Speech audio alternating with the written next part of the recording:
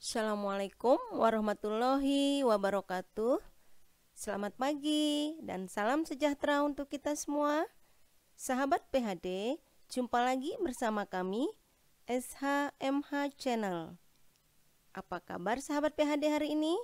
Semoga di masa pandemi ini sahabat semuanya senantiasa sehat dan sukses selalu dalam menjalankan aktivitas. Amin ya robbal alamin. Sebelumnya, kami juga menghaturkan terima kasih atas partisipasi sahabat PHD semua, dimanapun kalian berada, yang telah mendukung kami sampai hari ini. Semoga kami dan sahabat PHD semua terus bisa menyebarkan nilai kebermanfaatan melalui channel ini, memberikan inspirasi untuk negeri. Sahabat PHD yang berbahagia, dalam kesempatan ini kami akan tunjukkan beberapa contoh bangunan gedung sesuai dengan fungsinya, sebagaimana yang dijelaskan dalam Peraturan Pemerintah Nomor 16 Tahun 2021 tentang Peraturan Pelaksanaan Undang-Undang Nomor 28 Tahun 2002 tentang bangunan gedung.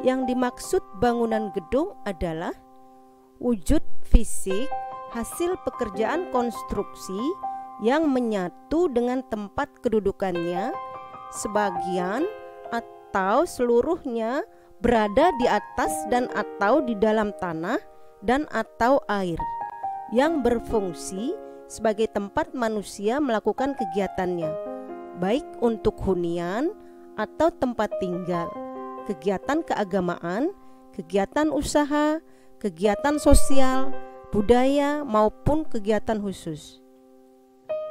Dalam PP nomor 16 tahun 2021 mengatur tentang ketentuan penyelenggaraan bangunan gedung cagar budaya, yakni bangunan gedung yang sudah ditetapkan statusnya sebagai bangunan cagar budaya sesuai dengan ketentuan peraturan perundang-undangan tentang cagar budaya. Selanjutnya, dalam PP ini juga diatur tentang bangunan gedung fungsi khusus. Bangunan gedung yang karena fungsinya merupakan tingkat kerahasiaan dan keamanan tinggi untuk kepentingan nasional atau yang karena penyelenggaraannya dapat membahayakan masyarakat di sekitarnya dan atau mempunyai risiko bahaya tinggi. Kemudian juga diatur tentang ketentuan bangunan gedung hijau. Bangunan gedung yang memenuhi standar teknis bangunan gedung dan memiliki kinerja terukur secara signifikan dalam penghematan energi, air, dan sumber daya lainnya melalui penerapan prinsip BGH sesuai dengan fungsi dan klasifikasi dalam setiap tahapan penyelenggaraannya. Dalam peraturan ini juga mengatur tentang bangunan gedung negara, yakni bangunan gedung untuk keperluan dinas yang menjadi barang milik negara atau daerah dan diadakan dengan sumber pendanaan yang berasal dari dana anggaran pendapatan dan belanja negara, anggaran pendapatan dan belanja daerah, dan atau perolehan lainnya yang sah. Sahabat PHD, terkait fungsi bangunan sebagaimana diatur dalam pasal 4 ayat 2 meliputi fungsi hunian, fungsi keagamaan, fungsi usaha, fungsi sosial dan budaya, serta fungsi khusus. Kemudian dalam pasal 5 ayat 5 menjelaskan bahwa fungsi khusus sebagaimana dimaksud dalam pasal 4 ayat 2 huruf E mempunyai fungsi dan kriteria khusus yang ditetapkan oleh menteri. Termasuk dalam fungsi khusus, aturan ini juga memperbolehkan adanya bangunan dengan fungsi campuran atau memiliki lebih dari satu fungsi. Sahabat PHD yang berbahagia, masih dalam PP nomor 16 tahun 2021 dalam pasal 7 disebutkan bahwa ayat 1, bangunan gedung dengan fungsi campuran sebagaimana dimaksud dalam pasal 4 ayat 3 didirikan tanpa menyebabkan dampak negatif terhadap pengguna dan lingkungan di sekitarnya. Kemudian ayat 2, bangunan gedung dengan fungsi campuran sebagaimana dimaksud pada ayat 1 mengikuti seluruh standar teknis dari masing-masing fungsi yang digabungkan. Artinya, bangunan gedung dengan fungsi campuran sebagaimana dimaksud dalam pasal 4 ayat 3 didirikan tanpa menyebabkan dampak negatif terhadap pengguna dan lingkungan di sekitarnya. Adapun bangunan gedung dengan fungsi campuran mengikuti seluruh standar teknis dari masing-masing fungsi yang digabungkan. Selain itu, jika nantinya suatu bangunan gedung mengalami perubahan fungsi gedung, maka pemilik wajib mengajukan PBG perubahan tersebut. Sebaliknya, apabila pemilik bangunan tidak memenuhi kesesuaian penetapan fungsi dalam PBG, maka akan dikenakan sanksi administratif.